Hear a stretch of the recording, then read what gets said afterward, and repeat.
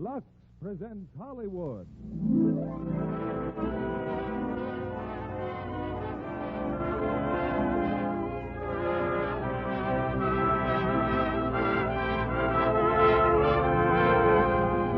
The Lux Radio Theatre brings you Danny Kaye and Virginia Mayo in Wonder Man. Ladies and gentlemen, your producer, Mr. William Keighley.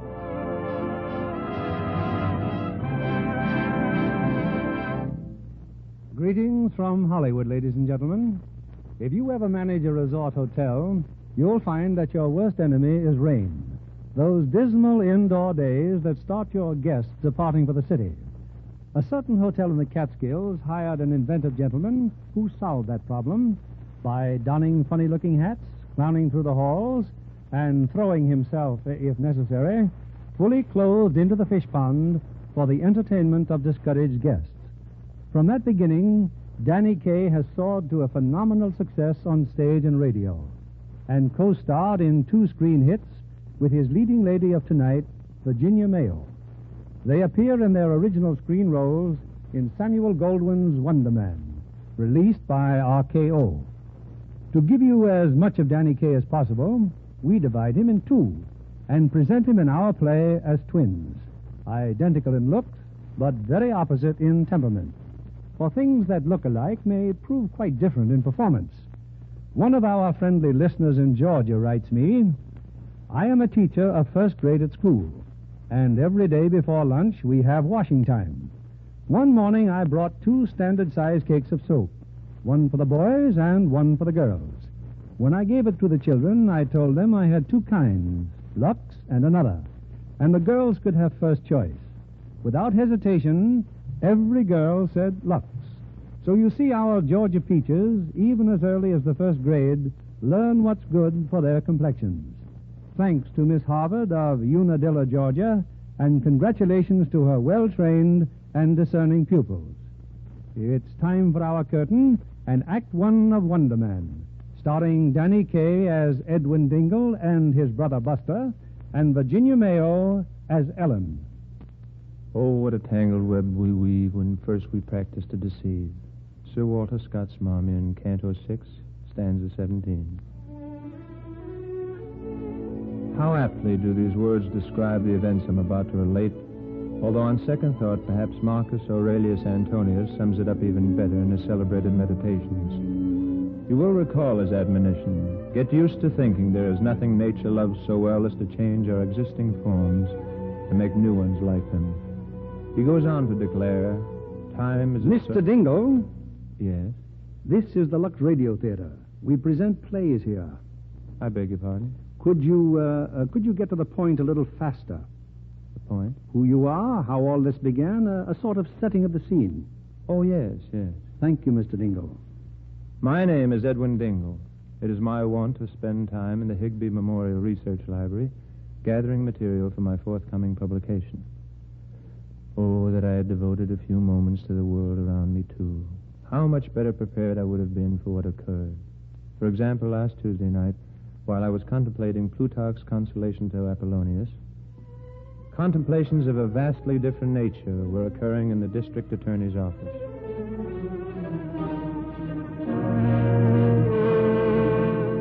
There's no doubt about it, Grosset. 10 Grand Jackson murdered Tutu Laverne. Yes, boss, but what can we do about it? Finally get the goods on that gangster, and what happens? They let him out on bail. But the trial comes up soon. All we got to do is put Buzzy Ballou on the witness stand. Ballou witnessed the murder, didn't he? Yes, but I'm worried. Ballou puts on his act every night at the Pelican Club. 10 Grand Jackson knows that. Well, I've tried to get that crazy comic to accept police protection, but you know how he is. You can't get Ballou to worry about anything, including his life.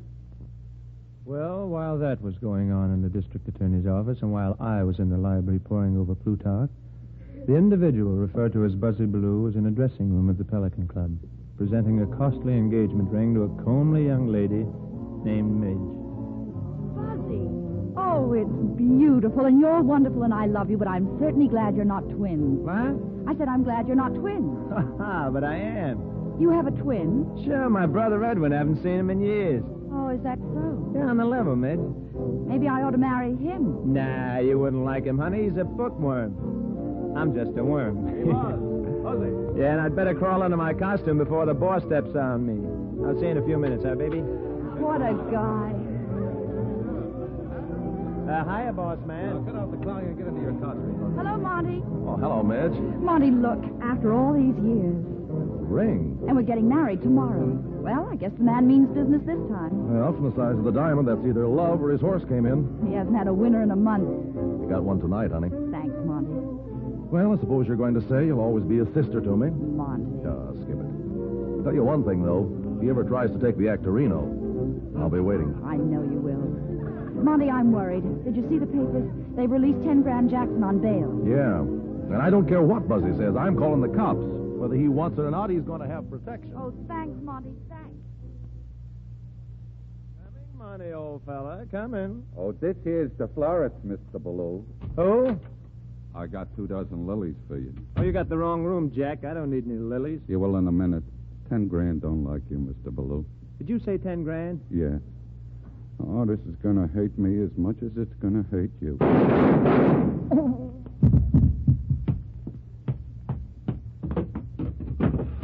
Back up the truck, Torso. Let's get him out of here. I repeat, while all this was ensuing, I, Edwin Dingle, was in the Higbee Memorial Research Library. But suddenly a most peculiar feeling came over me. I heard music, strange music, eerie, bewildering. And when I glanced up, there was Miss Ellen Shanley, the librarian, staring at me. Mr. Dingle, what's the matter? Music, I hear music. You do? Wait a minute. Now it's gone. Mr. Dingle, you've been working too hard. And what's this you've been writing? Oh, just some notes on the Paleozoic era. Paleozoic era? But, Mr. Dingle, Yes. look what you've written. Is this a code or something? Buzzy. Buzzy? Buzzy? Buzzy? You've written nothing but buzzies all over the paper. How odd. You hear music, you write buzzy. Oh, and I have difficulty with my breathing, too. I feel cold and a little moldy. You'd better go home and take your temperature. Don't worry about me, Miss Shanley. It's probably nothing but my acrophobia. Acrophobia? Oh, yes. Worst case in the history of psychiatry. You're leaving now? I think I'd better. But you'll be back tomorrow. Oh, by all means, Miss Shanley. I love the smell of leather bindings. Miss Shanley, I've been wondering if you'd have dinner with me. Oh, I'd love to.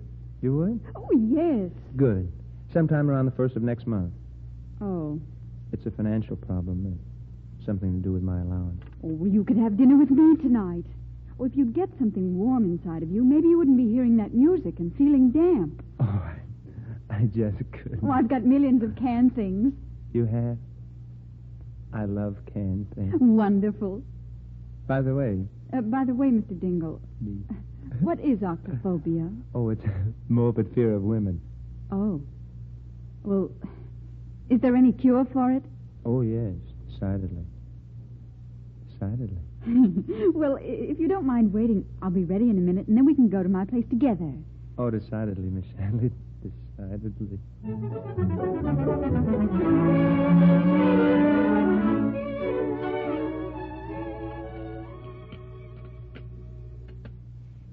Well, dinner's almost ready, Mr. Dingle. You know, I've been thinking. You have the most extraordinary mind I've ever heard of. Oh, I wouldn't say that. You're very modest, aren't you? Yes, I guess I am. Well, look, you're laughing. Well, I bet that's the first time you've laughed since you've discovered Professor Zimmel's inaccuracies in his history of the Phoenician Wars. I guess it is at that. Mr. Dingle. I'd be happier if you called me Edwin. Well, Edwin, then. Edwin, do you always wear your hair parted in the middle? I think so. Why? I never saw anybody who looked good with their hair that way, except maybe Hedy Lamarr. You know, it's a funny thing. My brother used to wear his hair parted in the middle. Yeah? And when he changed the way he combed his hair, it changed his whole life. It did? Yes. Yes, he ran away from home and went on the stage. I hadn't seen him in years. We're monozygotic twins, you know. For heaven's sakes, what are those? Oh, nothing to be alarmed about. Super identical, that's all. It's a very rare biological phenomenon. Well, I hope your brother's as nice as you are.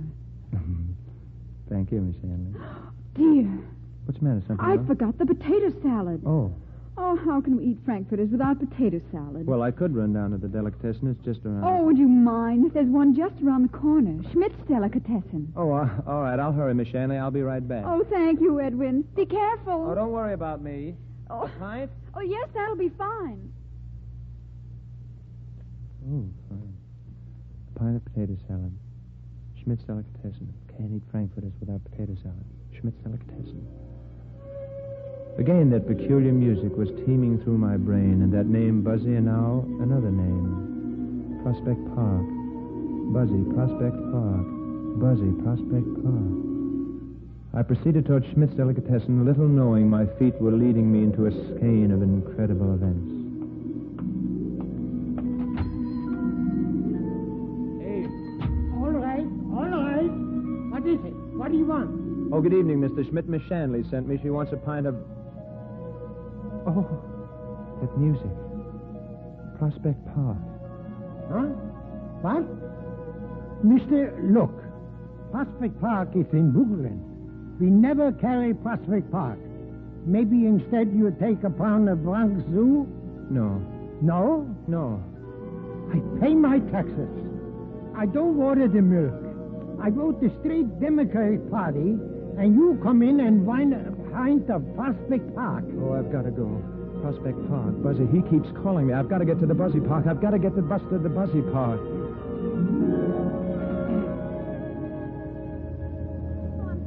Buzzy. Prospect Park. Something is drawing me to Prospect Park like a magnet.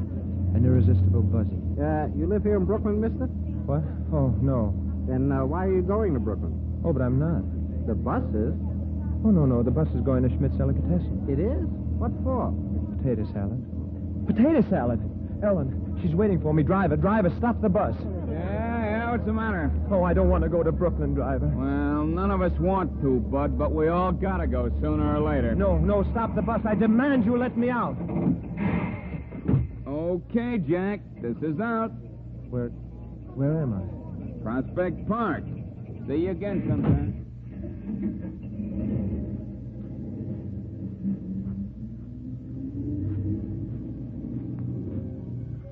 Prospect Park. So quiet. There's a bench there next to the lake. Maybe if I sit down and rest. Yes. Sit down and rest. Edwin! I've been waiting for you. Who's calling me? Edwin! In the lake. Someone in the lake's calling me. They threw me in the lake, Edwin. Who is it? Where are you? I'm right behind you. Right behind... Buster. Buster, this is wonderful. Are you kidding? It's murder. Well, after 10 years to meet you here in Brooklyn. You once told me you wouldn't be found dead in Brooklyn. Well, that was the only way they could get me here, kid. You know, Eddie, you haven't changed a bit. You still look just like me. Well, thank you very much, Buster. You look just like me. All the time, Edwin. Sharp as a tack, all the time. But what are you doing here? Eddie, did you ever see a murder? Murder? Good heavens, no. Well, I did. I told the district attorney and they picked up 10 grand Jackson on suspicion, but before I could swear out a statement, he got out on bail and swore he'd knock me off. Oh, well, that places you in a very precarious position. Well, not any longer, kid. They killed me a few hours ago. Buster, you know I don't appreciate that kind of humor. Honest, kid, I'm dead. Am I to believe you're an apparition? Oh, believe what you want, kid. Just watch this. You see this big statue here? Well, watch, and I'll walk right through it. Buster, be careful. You'll bump your nose. Buster, this is the most... Buster. You see, kid, it's a cinch. Oh, it's impossible. An optical illusion, that's what it is. Buster, haven't you outgrown those practical jokes? Now, look, Eddie, you gotta believe me. I need your help. Well, I'd do anything for you, Buster, but I refuse to believe you're not alive. I can see you. I can hear every word you say. Well, look, I can't explain it, Eddie. Maybe it's because we're super identical twins. I don't know. All I know is that you can see and hear me, but nobody else can. Oh, this is most awkward. I knew you'd come to no good when you left home, Buster Dingle. Buster Dingle? I changed my name years ago. Didn't you ever hear of Bussy Ballou? Buzzy? Oh, that name, it's been going through my mind for hours. Certainly, they've been trying to contact you ever since they knocked me off. That's why I was drawn to this spot. Thales of Miletus Paradox. Come again? The control of spiritual magnetic forces over the material. Thales was right.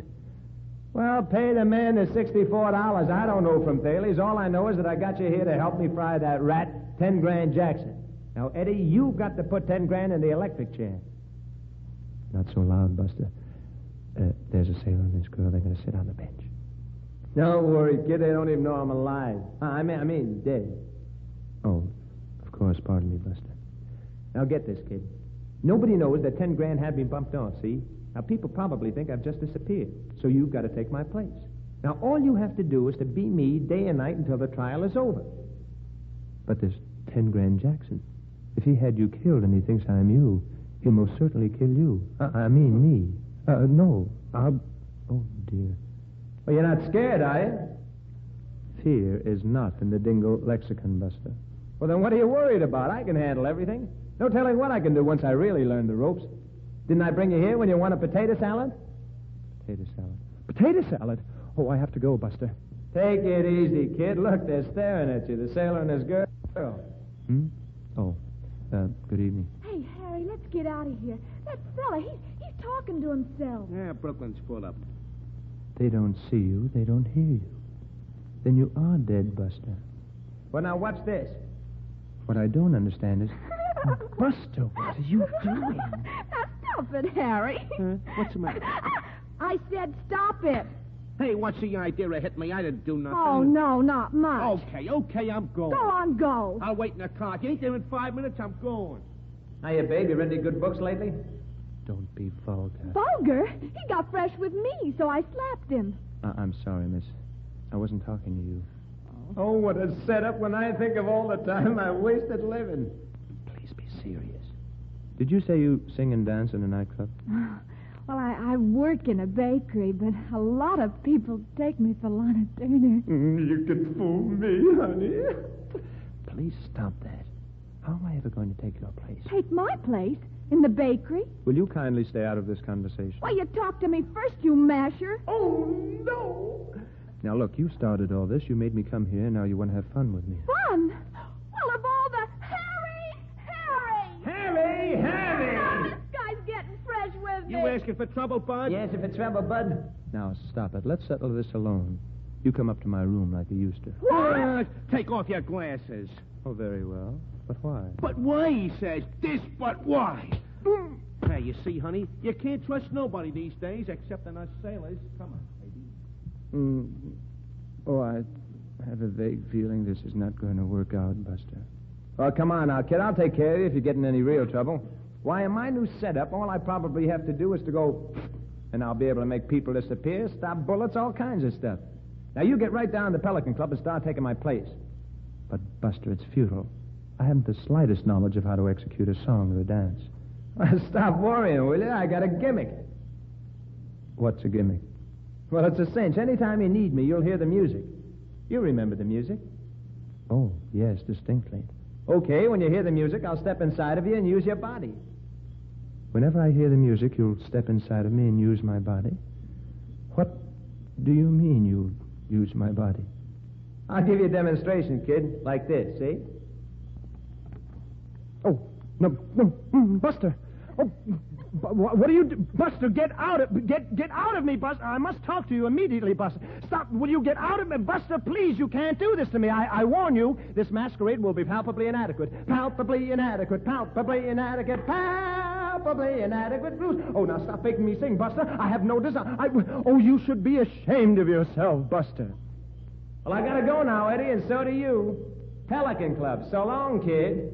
Buster, come back here. Roll him in the aisles, Eddie boy. Buster.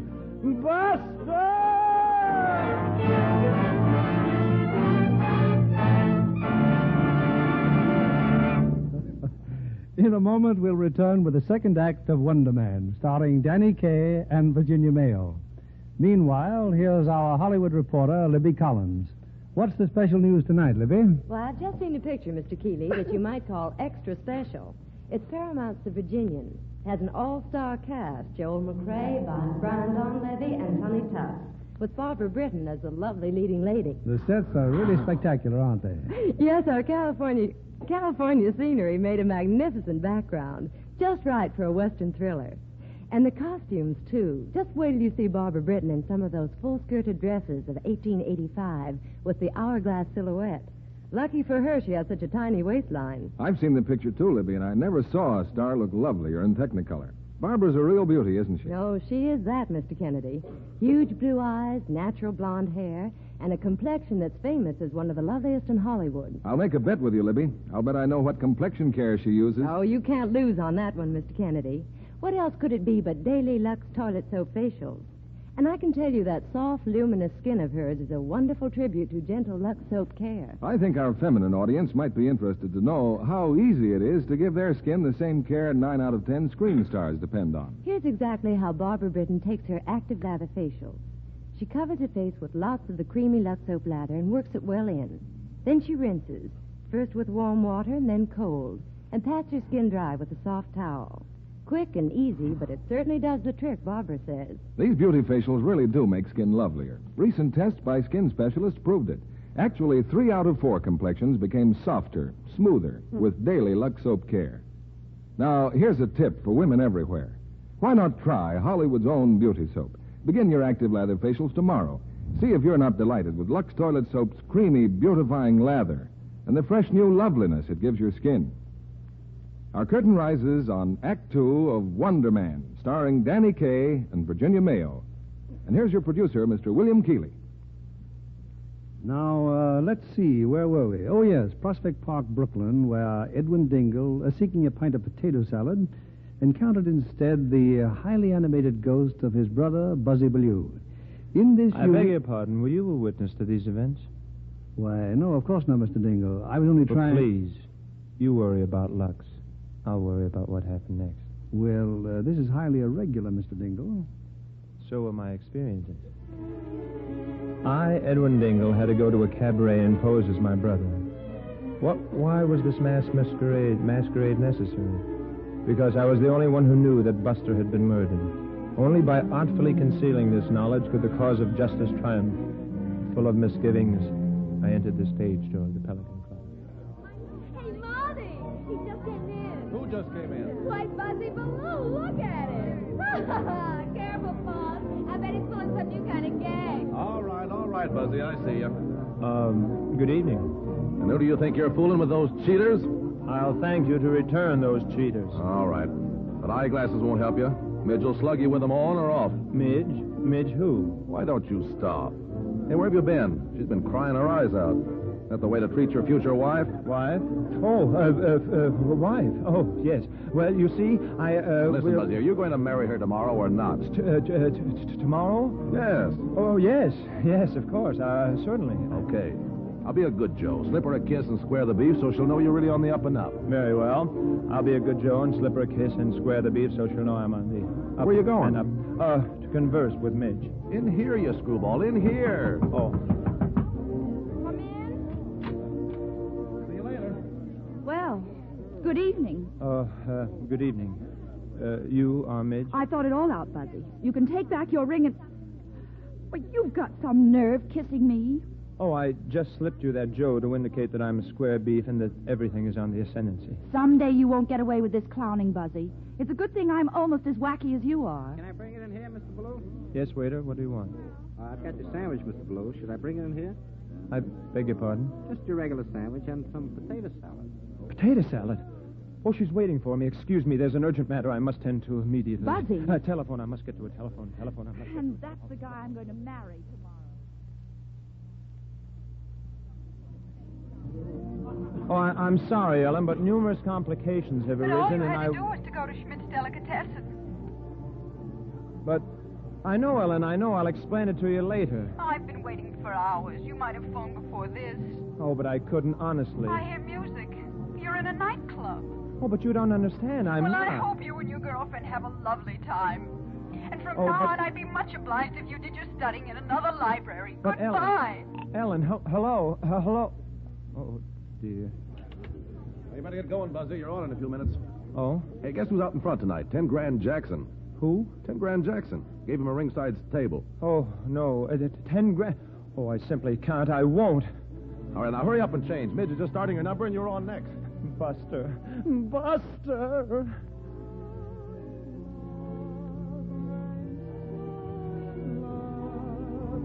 Part of my heart said no, no, no. The other part said let's go. And was I afraid? All alone tonight, Mr. Jackson? That's right, all alone. I hope your drink is satisfactory. Everything's fine. Just beat it. Yes, sir. Hiya, boss. Me and Torso here. We come for a dough. Thought I said to see me in my office. We got a blow. We're getting out of town. Sure you took care of Baloo? We took the package to Prospect Park. It's at the bottom of the lake. Okay. You think it's a good idea you coming here tonight? Well, I'm just curious who Monty's going to put in his place. I'm going to miss Buzzy. He was a great little performer. Part of my heart that said no, no. Suddenly all of you, all the one I saw in love with loved me so.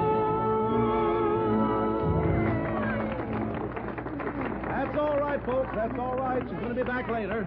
Right now, here's a man who follows Midge in more ways than one. The star of the Pelican Club, Buzzy Baloo. All yours, Buzzy boy. Come on out and let that spotlight shine. Buster. Buster, where are you? Please, Buster. Wait a minute. It can't be. It can't be Buzzy Under Baloo. the Give me back my spreading dough. chestnut What, tree, I'm getting a load of the this village guy. smithy stands. The smith, a mighty man is he, with large and sinewy hand. Oh, Buster, Buster. Ladies and gentlemen, I think that perhaps some explanation is due. You see, I'm not. That is, when unfortunately, I can't. I simply can't. Oh, the music. There it is, the music. Oh, Buster, am I glad to see you. Where in the world have you been? I thought you'd never get here. Hey, you're the biggest hunk of no talent I've ever seen. You better let me get inside of you before you ruin my reputation. Oh, Buster. Okay, let's go now. You know, folks, it's like the little Eskimo girl said. It takes me a little while to get warmed up. Now, what do you say we start things jumping with a little number, huh? You know, kind of get things cooking? How about the Bolly Boogie? You think you'd like that, huh? Oh, you lucky, lucky people. Oh, Buzzy boy, you're dynamite. I gotta get more dough.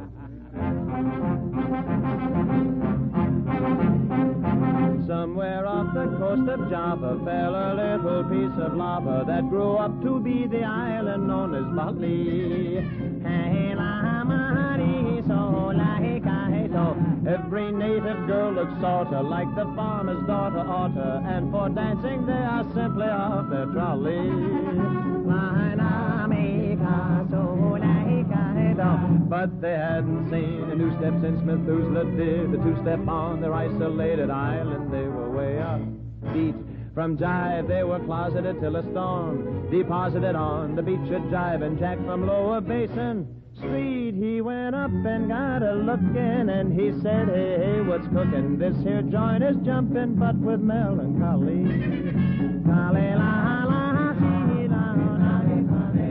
So he took their native movements, added in the groove improvements, and here's the way it's played on the Bali Hit Parade.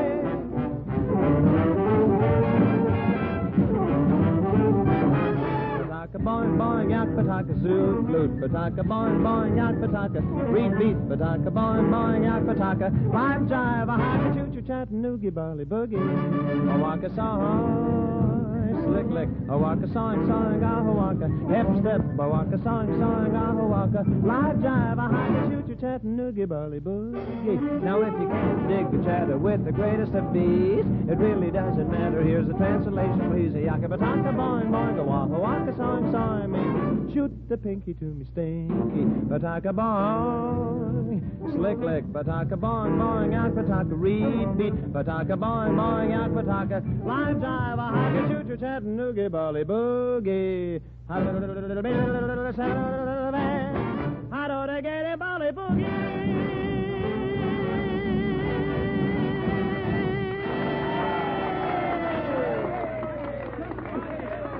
Thank you very much. Oh, I see a particular friend of mine is here tonight. 10 Grand Jackson. Hiya, 10 Grand. Seeing the hot seat, pal. That's the guy you said you bumped off. Boss, we did cross my heart. Yeah, sure. Now, look, you guys, if you two amateurs can't do this job, I'll get a couple of professionals who can. I want Baloo taken care of.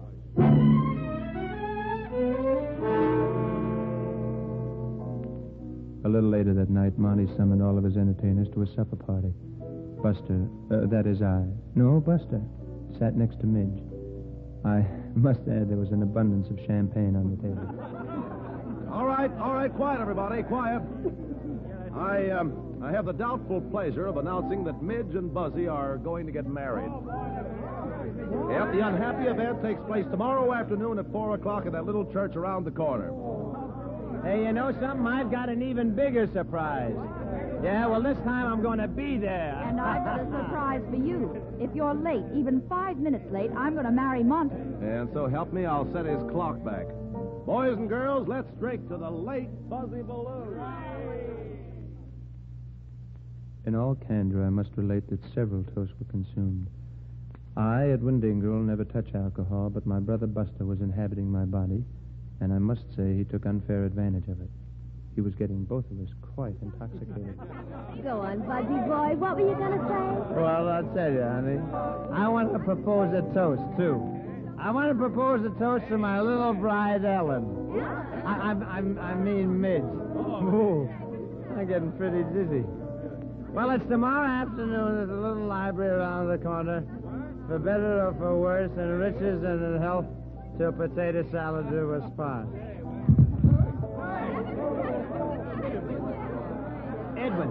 Edwin! Oh. I feel awful. I'll never let you take another drink while I'm inside of you. Never, do you hear? Oh, brother, I wish I were dead.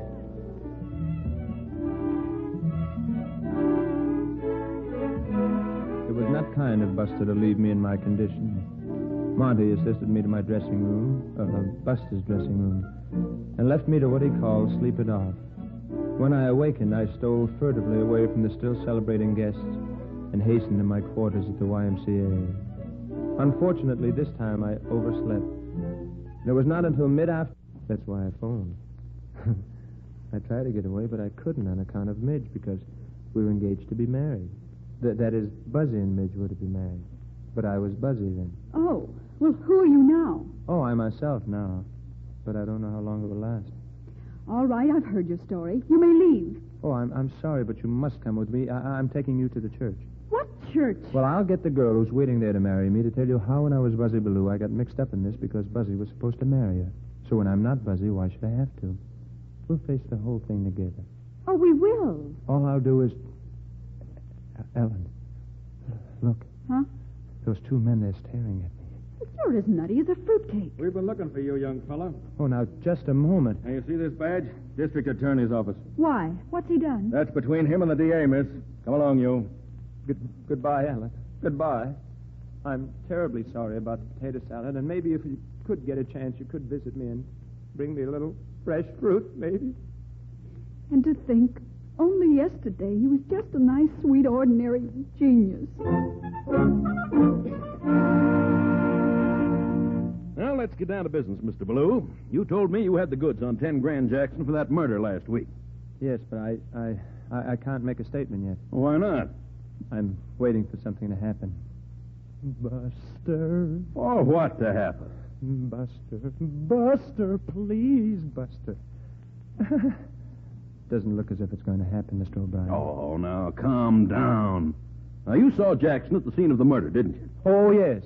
I surprised him in flagrante delicto. Well, good. Proceed.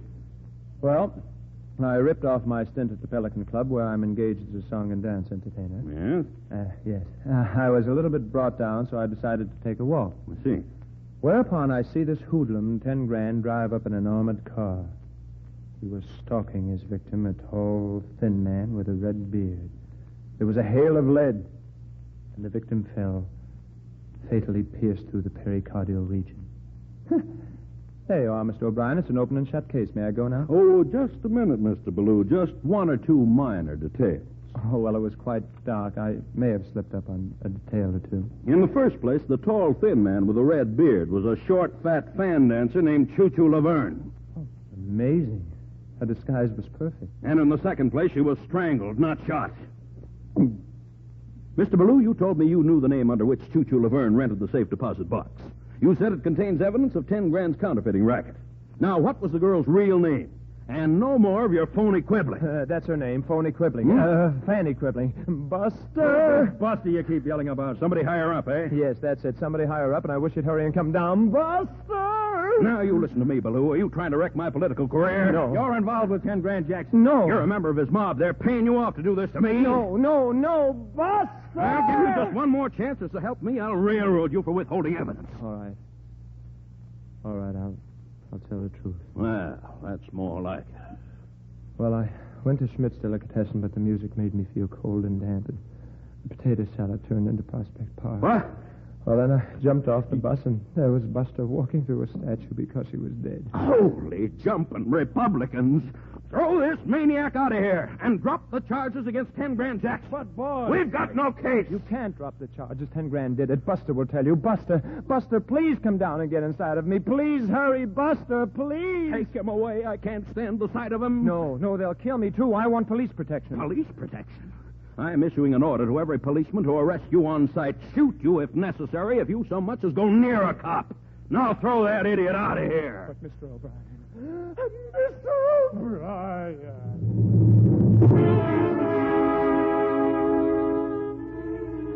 The situation was fraught with peril and ignominy.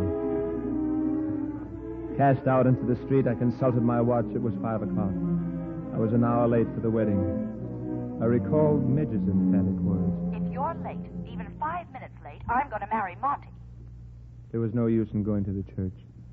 I walked willy-nilly down the street, turned the corner, and bumped right into them. A pair of grim-visaged thugs. They uttered certain low, polysyllabic words and attempted to halt me. I broke from their grasp and ran. It's him, Torso. He's been singing to the DA again. Get on, Kemp. He's getting away. Not this time he ain't. What's this, Torso?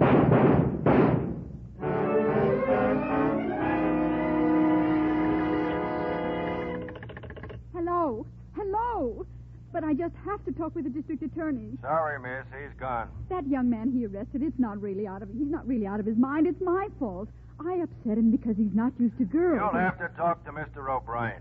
But when will he be back? He won't. He's going to the opera tonight. The opera? But maybe he was telling the truth.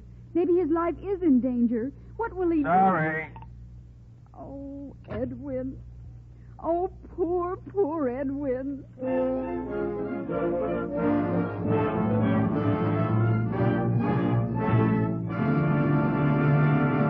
We pause now for station identification. This is CBS, the Columbia Broadcasting System.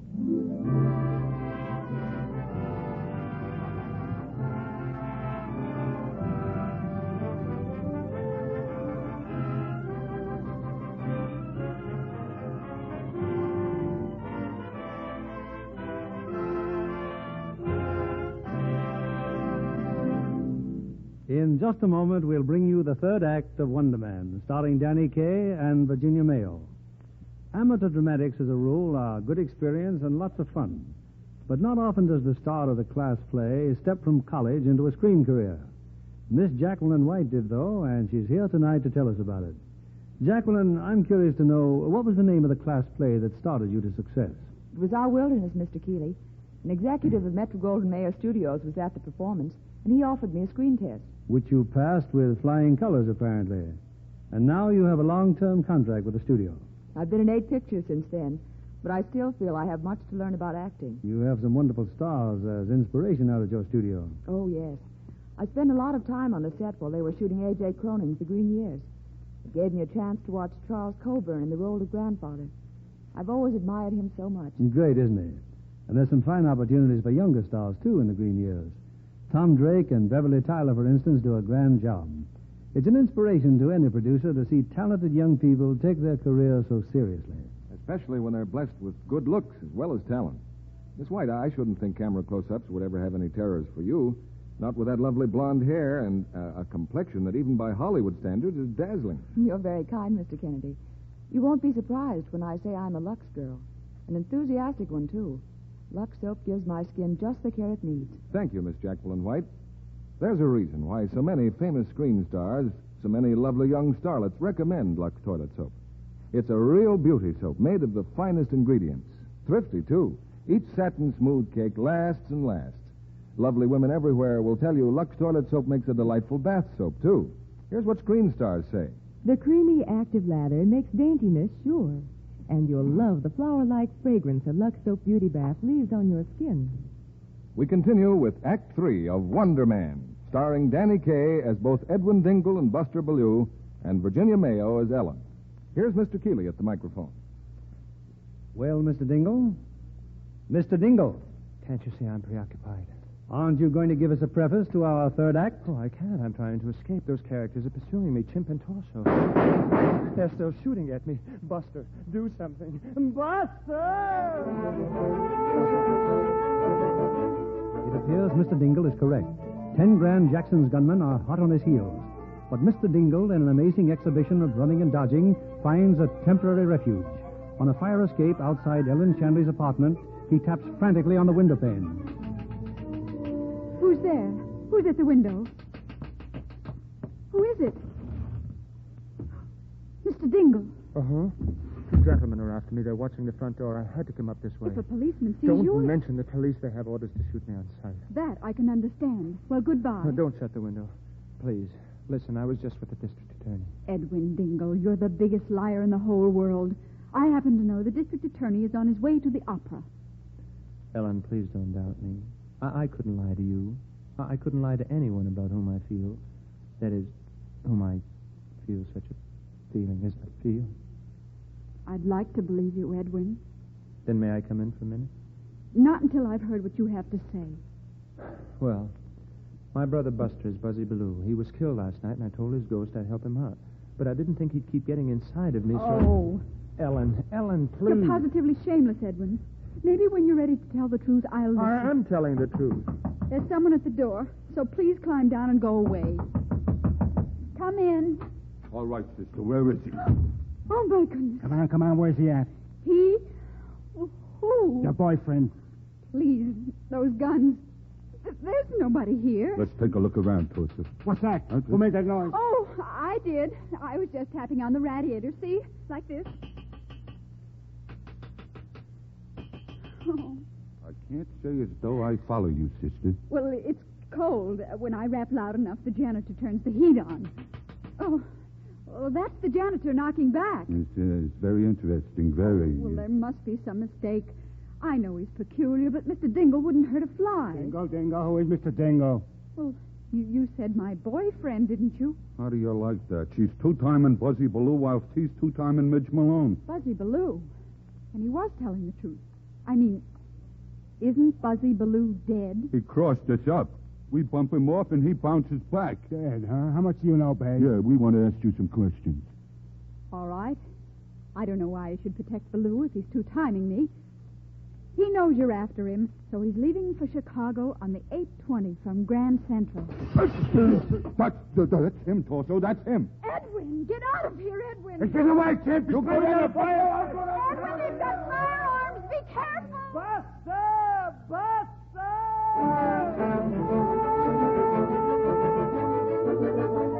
Once again, I was fleeing for my life. I turned the corner, and back at Schmidt's Delicatessen, I found sanctuary behind the pickled herring barrels. But I was not alone. Waiting there for me was Buster. How you doing, kid?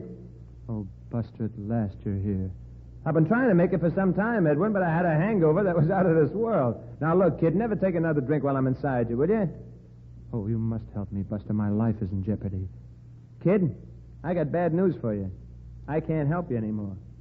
Oh, but you simply must. They're coming after me. Just go like you said you would and make them disappear. I wish I could, pal, but you see, I've run out of ectoplasm. Oh, no. From now on, kid, you're strictly on your own. But what shall I do? Buster, perhaps if you give me the evidence on 10 Grand Jackson, I could get it to the district attorney. He's attending the opera. Okay. Now, here's the dope. The girl who was murdered was... Choo Choo Laverne, the fan dancer. Yeah, that's it. Now, when she threatened to spill the beans to the cops about 10 Grand's counterfeiting, he hit her over the head with a beer bottle and choked her. I remember. Beer bottle. She threatened to tell the police. Now, I saw 10 grand carrying her out. Now, Choo-Choo Laverne's real name was Minnie Smith. Now, remember that, Edwin. Minnie Smith. And she hid the evidence she had on 10 grand in a safe deposit box under that name. Minnie Smith. Oh, Buster, I wish you could arrange to accompany me to, Which way did he go? What's I that? hear him, Jim. He's talking to somebody. Well, kid, if you get out of this one, you'll be a new man. And if you don't, I'll be seeing you. Buster. Buster, don't go. Come back, Buster. Come back. Buster!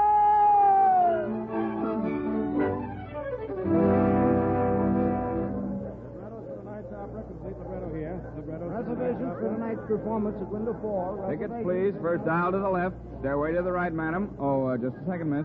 Oh, please, I don't have a ticket, but you must let me in. That's impossible, miss. I've got to see the district attorney. Well, you'll have to take that up with the manager right over there. Thank you. Tickets, please. First aisle to the right. Second aisle to the...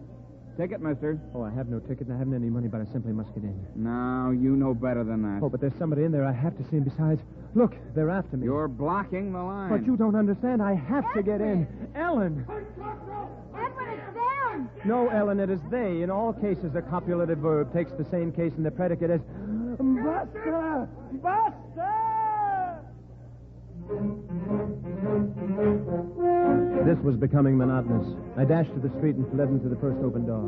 It was the stage entrance into the opera house. I found an empty dressing room, put on a costume to disguise myself, and casually joined a group of singers backstage. The singers apparently had been waiting for someone. The moment they saw me, they lifted me to their shoulders and triumphantly bore me to the stage. Unfortunately, I had put on the costume and disguise of the baritone soloist. What madness was this? What strange folly. On stage was a rather stout soprano. In the orchestra pit, the conductor frantically pointed his baton at us.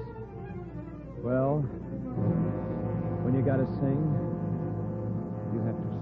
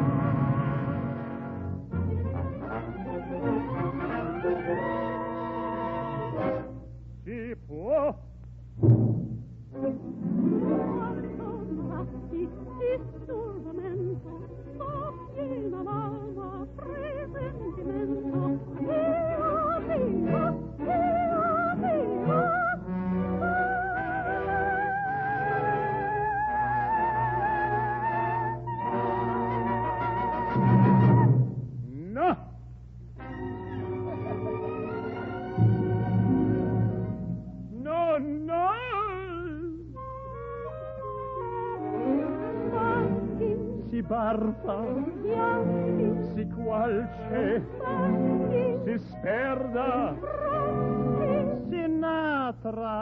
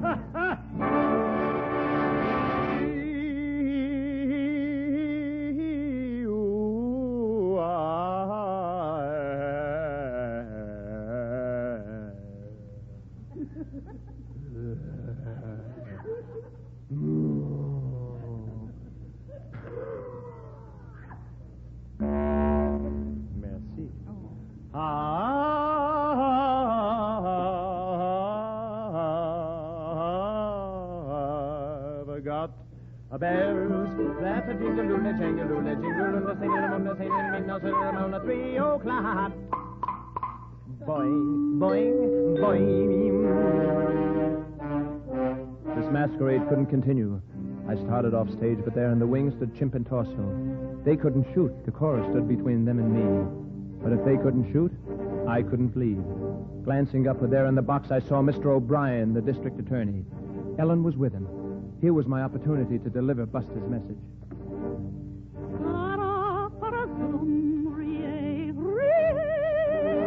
Ta-ra-ra-ra-boom, D-A, D-A!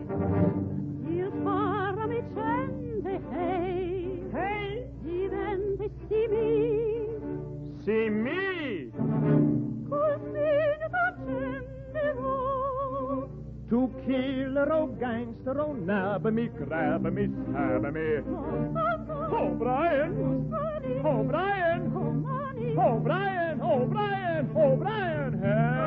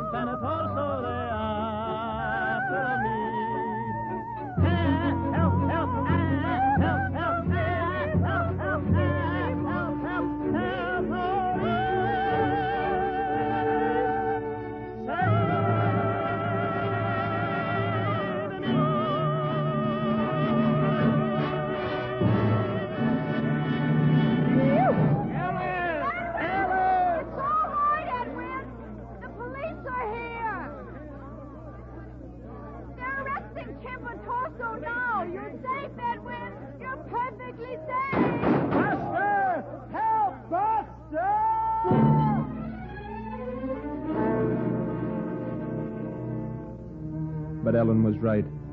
Chimp and Torso were arrested. 10 Grand Jackson was convicted. Buster was avenged, and Ellen and I, well, I no longer live at the YMCA, if you know what I mean. Edwin. Yes, darling. We've been married a whole hour now, Edwin. Uh-huh. You know, I read in Martin's notes on American geology that the tremendous flow of water over Niagara Falls removes the suballuvial soil at the rate of 2 and 3 feet a year. Suballuvial, that is. You know, honey, what you need is to get away from those musty old books. Suballuvial. Edwin, that doesn't sound like you at all. Oh, I'm not going to be like me at all anymore, suballuvial. I guess there'll always be a little bit of suballuvial inside of me. Edwin, do you think, Buzz, you'll be dropping in on us for the rest of our lives? Oh, no, honey. I don't think we'll ever hear from suballuvial again. No, stop, Edwin. But, Ellen, I'm not doing anything. Edwin, you're tickling me. Oh, but that's what... Buster! I'm a little devil, ain't I?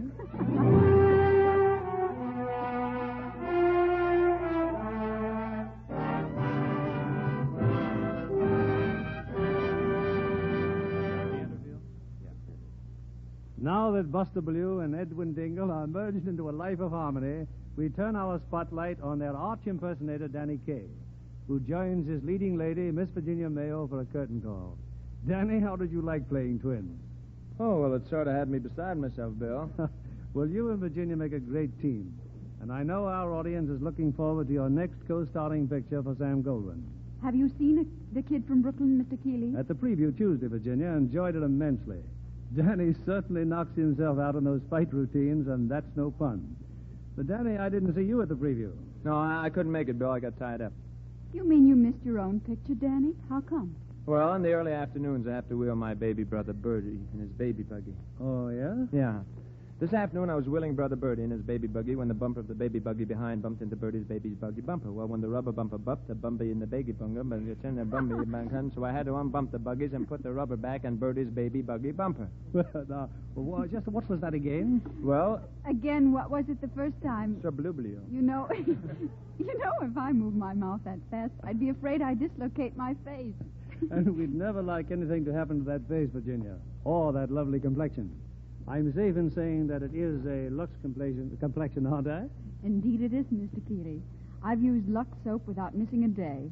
It's a wonderful complexion care. And I'm sure that care was apparent when Sam Goldwyn picked you for the Golden Girl. Do you use Lux soap, Danny? Every Sunday night, I bathe my baby brother Bertie in his rubber baby bath and let those Lux soap suds soak baby brother Bertie till he get. You mean baby brother Bertie balks at his sabbatical ablutions, barring being bathed with baby brother Bertie's best beloved brand of bath soap? Yes, I mean that baby... Oh, now, wait a minute. That's too much competition. Now, tell us what you're doing next week, Bill. Next Monday night, we bring to this stage an old favorite of the Lux Radio Theatre. Wallace Beery co-starred with Marjorie Main in Metro-Goldwyn-Mayer's rollicking screen hit, Barnacle Bill. Wally appears as a lovable, lusty fisherman whose life is one of dubious adventure and whose story is mixed with sentiment and humor, salted heavily with the excitement of the waterfront. It ought to make a wonderful treat for your listeners, Mr. Keeley. Good night. Good night. You are wonderful in Wonder Man. 8 months ago, we celebrated peace.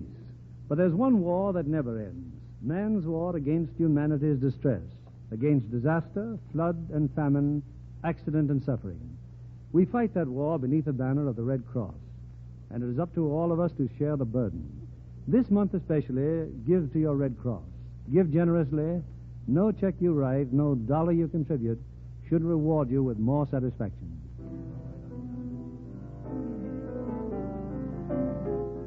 Our sponsors, the makers of Lux Toilet Soap, join me in inviting you to be with us again next Monday evening when the Lux Radio Theatre presents Wally Beery and Marjorie Main in Barnacle Bill. This is William Keeley saying goodnight to you from Hollywood. This week, America salutes the motion picture industry and the stars of film and radio who gave their time and talent to the cause of victory. From the War and Navy Department, special plaques are being awarded, representing the thanks of millions of servicemen and women.